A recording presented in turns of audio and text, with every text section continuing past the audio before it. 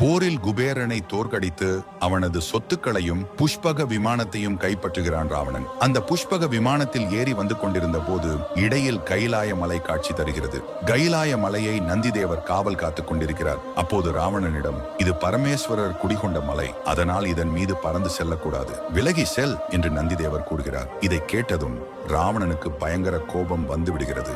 ஏய் குரங்கு முகம் உடையவனே, யாரை பார்த்து விலகி செல்ல சொல்கிறாய்? இந்த மலையை பெயர்த்து எடுத்து விடுவேன் என்று கூறுகிறான். ராவணன் கைலாய மலையை பெயர்த்து எடுக்க முயற்சிக்கிறான். ராவணனின் தலைக்கணத்தை அடக்க நினைத்த சிவபெருமான் தனது கால்கட்டை விரலை கைலாய மலை மீது ஊன்றுகிறார். இதனால் ராவணன் கைலாய மலைக்கு அடியிலே சிக்கிக் கொள்கிறான். மலையின் அழுத்தம் தாங்க முடியாமல் அழ ஆரம்பிக்கிறான். அப்போது அவன் தன்னுடைய தவறை உணர்ந்த ராவணன் தனது ஒரு தலையை கொய்து குடமாகவும் கைகளை தண்டாகவும் நரம்புகளை தந்தியாகவும் அமைத்து வீணையை தயாரிக்கிறான். அந்த வீணையை மீட்டி சிவபெருமான் உள்ளம் கனியுமாறு சாமகானம் பாட ஆரம்பிக்கிறான்.